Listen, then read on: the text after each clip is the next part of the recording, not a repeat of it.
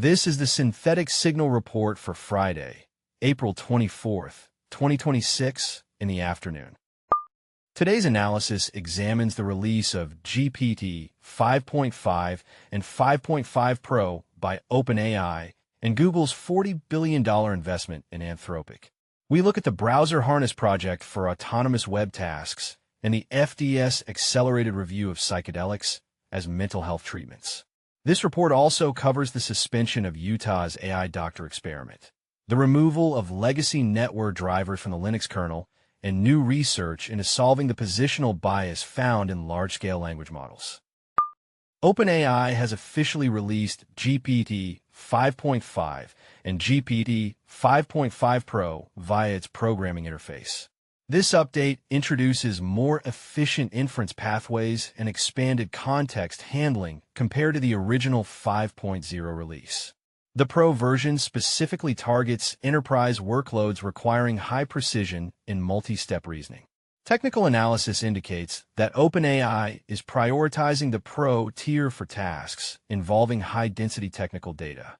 This launch follows the company's massive push to secure global compute resources. It signals a move toward a tiered intelligence model where the Pro version utilizes a more robust set of verification tokens to reduce errors in complex logic chains.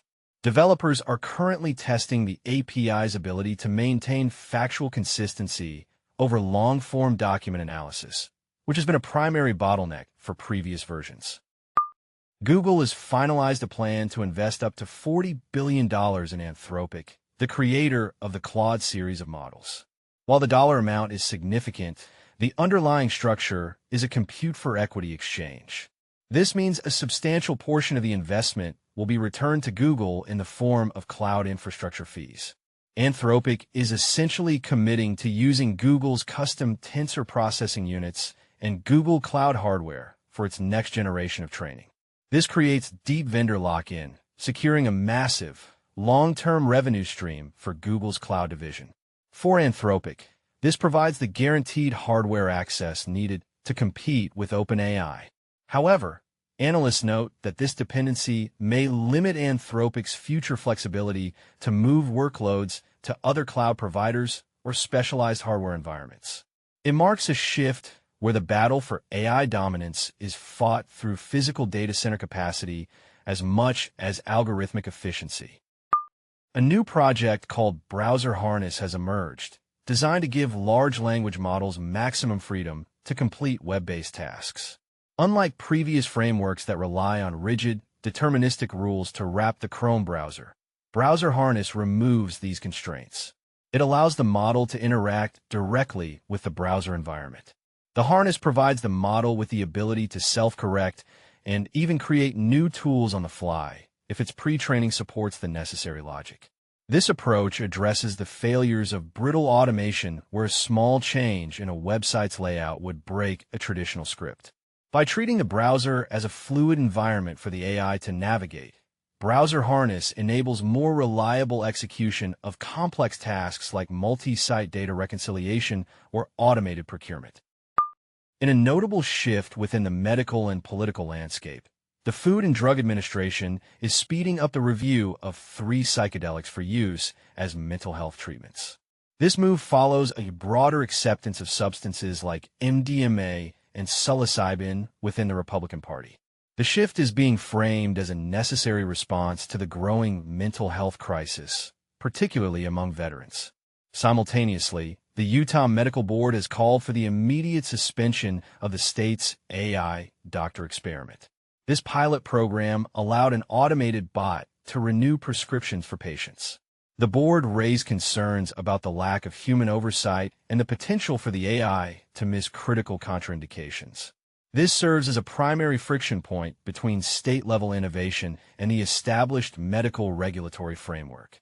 The suspension highlights the difficulty of automating medical decision-making before robust legal and ethical guardrails are in place. Linus Torvalds has merged a major pull request that removes 138,000 lines of code from the Linux kernel.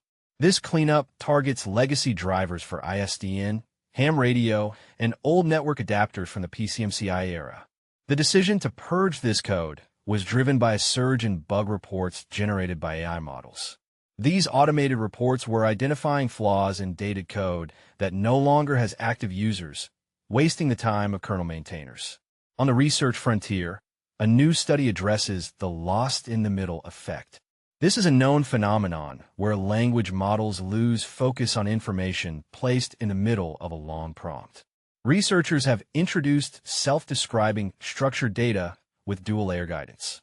This is a lightweight alternative to traditional retrieval-augmented generation. By using structured metadata to guide the model's attention, the system achieves higher precision in retrieving specific facts from large-scale knowledge bases without the computational overhead of more complex systems. Community sentiment is focused on the legal risks of deploying customer-facing chatbots.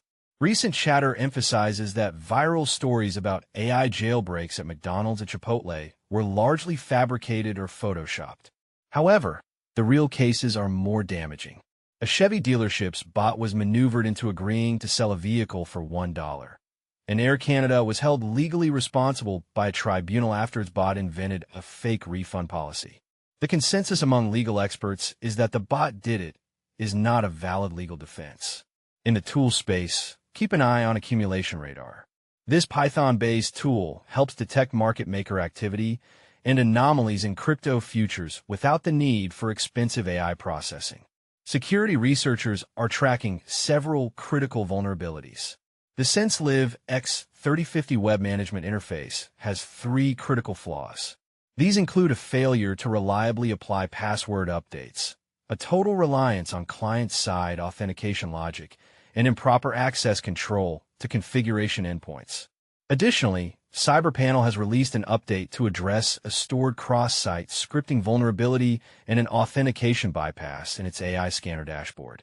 Finally, the Federal Communications Commission recently expanded its ban on foreign-made routers to include cellular hotspots and home routers.